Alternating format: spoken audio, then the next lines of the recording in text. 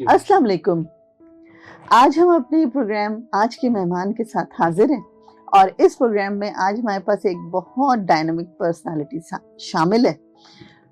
पिछले तमाम मेहमानों की तरह आज हमारे साथ मौजूद हैं डॉक्टर शाइस्ता सुहेल साहिबा। शाइस्ता सुहेल साहिबा एक ब्यूरोक्रेट और फिर अब समाजी कामों में बढ़ चढ़कर हिस्सा लेने वाली खातून हैं। आइए हम जानते हैं उनकी ज़िंदगी की जर्नी, उनका प्रोफेशनल लाइफ, उनकी पर्सनल लाइफ एंड देन फिर उनकी अब फलाही तंजीमों के साथ जो ज़िंदगी है उसके बारे में हम जानेंगे। अस्सलाम वालेकुम। अस्सलाम वालेकुम जी। मैम आपका बेहद शुक्रिया, आप आई और हमारे इस प्रोग्राम में शिरकत की। मैम सबसे पहले जानना चाहेंगे कि आपकी अर्ली एजुकेशन कहाँ से हुई?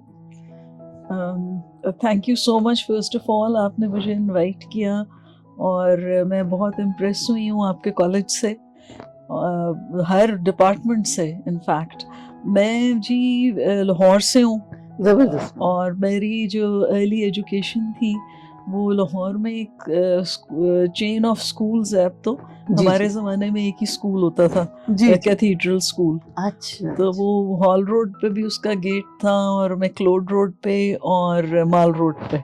अच्छा। तो मैं जो होता है किंडरगार्टन से लेके और बल्कि प्रेप से लेके मैं ओ लेवल्स वहाँ से आपने किया? वहीं से किया। सही। मैम इकोनॉमिक्स में आपने मास्टर्स किया, आपका शौक था? इकोनॉमिक्स में जी मैंने तो बनना तो मैंने था डॉक्टर। अच्छा। मेरी बड़ी बहन डॉक्टर थी, मेरे बड़े भाई डॉक्टर थे, छोटे भाई डॉक्टर हैं। तो मैंने उसके साथ ही मैंने भी एफएससी की, मैंने I had a first division. लेकिन उस साल वो वाला साल था ये 1979। तो उस साल में मेरिट बहुत हाई हो गए थे, तो I could have become a dentist. अच्छा। तो लेकिन मुझे क्योंकि मेरी बड़ी बहन उस वक्त मेडिकल कॉलेज में जा चुकी थी। सही। और एक सॉर्ट ऑफ प्रेशर सा होता है जी वो नहीं, वो हम एक ही कमरा शेयर करते थे। अच्छा। तो वो जी उनकी जो हड्डियां, ह्यूमन बोन्स, वो तो मेरा फिर बिल्कुल दिल हट गया। नहीं तो बाकी लोग रिपीट वगैरह करके आ जाते हैं। तो लेकिन I decided to go for economics and statistics. जबरदस्त मैम।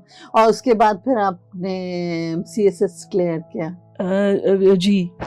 और फिर इस फील्ड के अंदर पंजाब यूनिवर्सिटी से मैंने मास्टर्स किया इकोनॉमिक्स में। तो मेरे वालिद भी इकोनॉमिस्ट थे माशाल्लाह। तो बट ही डाइड इन 1974। अच्छा। वे बिफोर मैंने उधर गई। मैं वहाँ गई थी 1982 से 84 तक। मैंने मास्टर्स इन इकोनॉमिक्स किया पंजाब यूनिवर्सिटी इकोनॉमिक्स डिपार्टमेंट से। और उसके बाद मुझे वहाँ पे सारे लोग कह रहे थे कि जी सीएसएस करो, सीएसएस करो। अच्छा। तो फिर मैंने भी सीएसएस किया और तो इतनी ज़्यादा प्रिपरेशन नहीं थी, लेकिन आई वाज 19th इन पाकिस्तान माशाल्लाह and I topped amongst women. जबरदस्त मैम। और वैसे भी कहते हैं कि मैम वो वाला टाइम जो हमारा 81, 2, 3, 4 ये काफी हलचल वाला टाइम था। जी जी यूनिवर्सिटीज के हाँ लिहाज से। जी वो मुझे याद है ये जो हाफिज सुलेमान भट्ट होते थे और अक्सर बंद हो जाते थे। हाँ जी बिल्कुल। ये जो यूनिवर्सिटीज तो सेशंस काफी लंबे लंबे चलते थे। जी बिल्कुल। लेकिन मैंने 84 में मास्टर्स कर लिया था, निकल गई। जी जी। मैम आप अपनी आपने मुख्तलिफ जगहों पे आपकी पोस्टिंग्स रही, एक बहुत तवील फहरिस्त है जी। तो इस तवील फहरिस्त में आपसे कहेंगे कि इन आपकी पसंद की जगह कौन सी थी? मैं तो जी जितनी भी मैंने की पोस्टिंग्स मुझे सारी बहुत अच्छी लगी। अच्छा। हाइंडसाइट से मुझे ये है कि जो मेरी सीडीए वाली जो पोस्टिंग थी जहाँ मैंने इतना काम किया जी, तो you know I got an international award, लेकिन पाकिस्तान में वो आपके वो गले पड़ जाता है जो कोई आप काम करो, अगर आप तो वो इट हॉन्ट्स यू। तो ये है कि अल्लाह करे कि आइंदा जो हमारी आ रही है हमारी कौम और हमारे जो कानून और वो हैं वो इस तरह के हों कि जो कि प्रमोट करें अच्छे कामों को। बिल्कुल मैम, बजाय कि फ्रीज कर दें। जी जी। تو مجھے ساری اچھی لگی. میری جنیوا کی جو 4 سال کی پوسٹنگ تھی وہ بہت زبردست تھی. اور سی جی اے بھی شاید میم آپ نے اپنا ڈاکٹریٹ پورا کیا. جی. اور وہ بھی بہت اچھا پیریڈ تھا. آپ یہ دیکھیں کہ رولز بیسڈ معاشرہ جو ہے, جو میں آج بھی کہہ رہی تھی, وہ اٹس سو امپورٹنٹ کہ میں 4 سال جنیوا رہی اور مجھے نہیں یاد کہ مجھے کبھی غصہ آیا.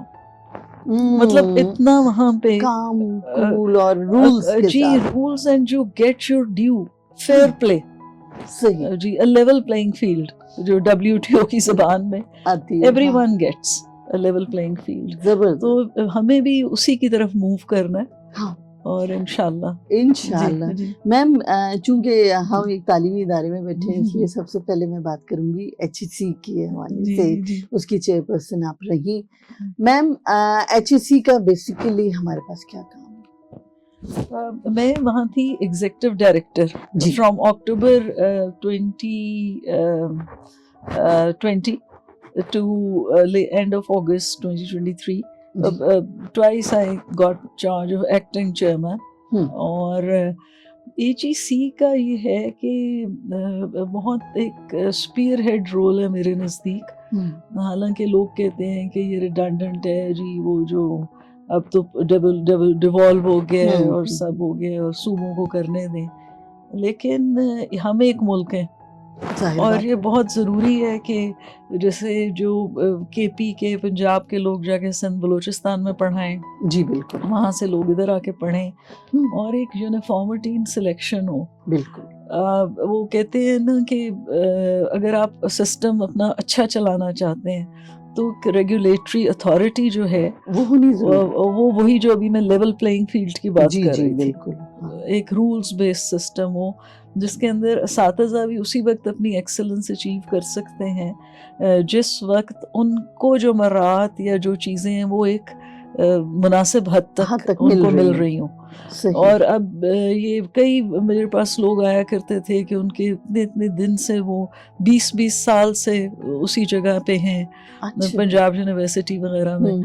تو ایک we need to have certain structured rules. تو HEC ایک تو طرف یہ ہو گیا, کیونکہ اگر آپ کوالٹی کی بات کرتے ہیں, آپ نے ایجوکیشن کا ایکسیس دینا ہے, آپ نے اس کی کوالٹی انشور کرنی ہے. جی بالکل. تو اس کے لیے جو ریگولیٹر ہے اور اس کا آپ نے دیکھنا ہے کہ جو ایجوکیشن ہم دے رہے ہیں وہ سینک کے ریکوائرمنٹ سے اس وقت جو ہیں کریکولم جو ہیں وہ آپ کے صحیح ہیں, مارکیٹ ڈیمانڈ کے تحت ہے, گیپس تو نہیں ہیں.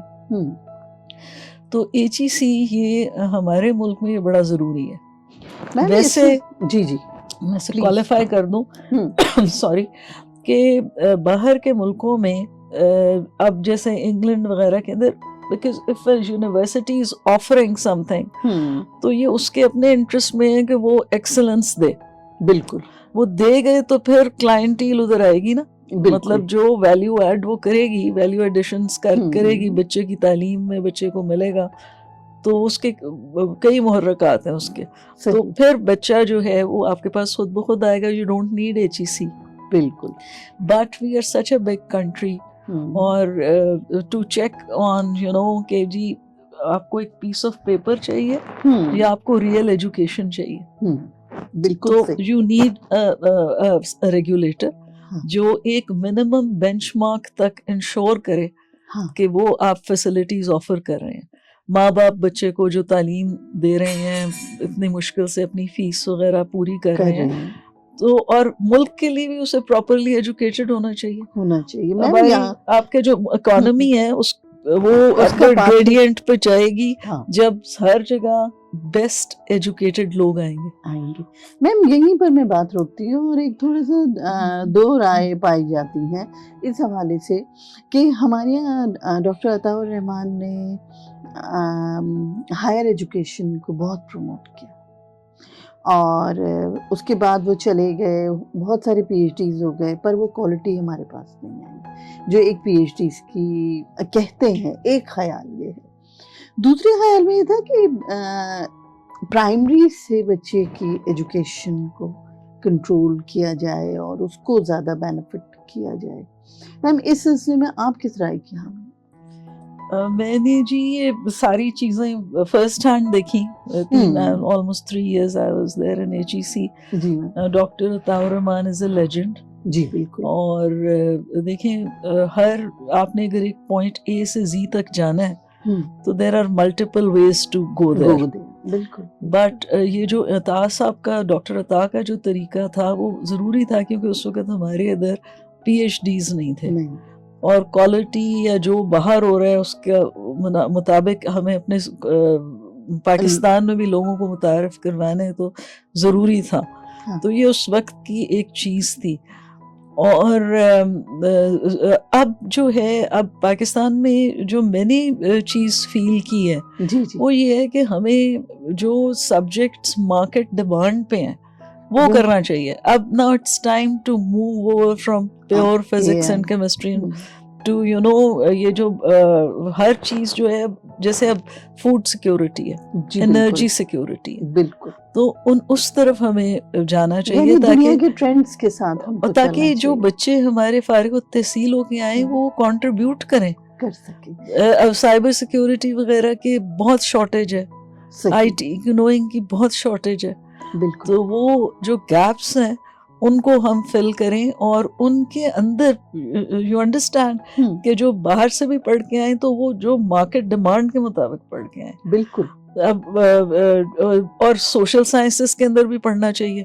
بالکل. جو ہے یہ وہ بھی ہونے چاہیے اقبالیات, کیونکہ ایک آپ کے میں نہیں اس بات سے میں تھوڑا سا ان سے ہٹ کے کہ صرف سائنس پہ فوکس نہیں ہونا چاہیے کہ جو جی معاشرے کے اندر اگر آپ معاشرے کو چاہتے ہیں کہ ایک بہترین معاشرے کی طرف جائے, جیسے آج ہم سولیڈارٹی ڈے منا رہے تھے, ہم ہیومین کوالٹیز چاہتے ہیں بچوں میں, تو ان میں ایک بیلنس کی ضرورت ہے. بالکل. تو اس میں اقبالیات اور پاکستان کی ہسٹری کلچر ان چیزوں کے اوپر بھی پوری توجہ ہونی چاہیے اور اس میں بھی PhDs ہونے چاہیے. لیکن ہمیں جب ہم اسپیشلی اسکالرشپس وغیرہ دیتے ہیں تو اس میں میرے زمانے میں ہم تو لوگوں سے کو چٹھیاں لکھتے تھے کہ آپ بتائیں کہ آپ پبلک سیکٹر کو بھی پرائیویٹ سیکٹر میں چیمبرز وغیرہ کو کہ آپ بتائیں کہ آپ what do you want in another 3-4 years, آپ کو کس شعبوں میں لوگ چاہیے ہوں گے, اور ہمیں خود بھی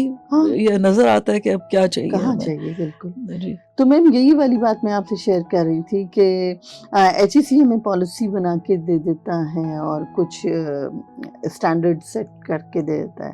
جب آپ قائد اعظم یونیورسٹی میں آئی, ماشاءاللہ بہت اچھی ہے ہمارے پاکستان کی یونیورسٹی. میم قائد اعظم یونیورسٹی ان تمام چیزوں کو فالو کر رہی تھی اس وقت جو HEC نے اسٹینڈرڈس طے کر کے دیے تھے؟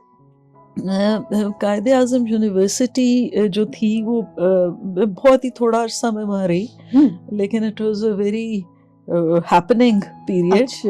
اور قائد اعظم یونیورسٹی کے اندر جو میں نے بات دیکھی وہ یہ تھی کہ انہوں نے BS کلاسز کھولی.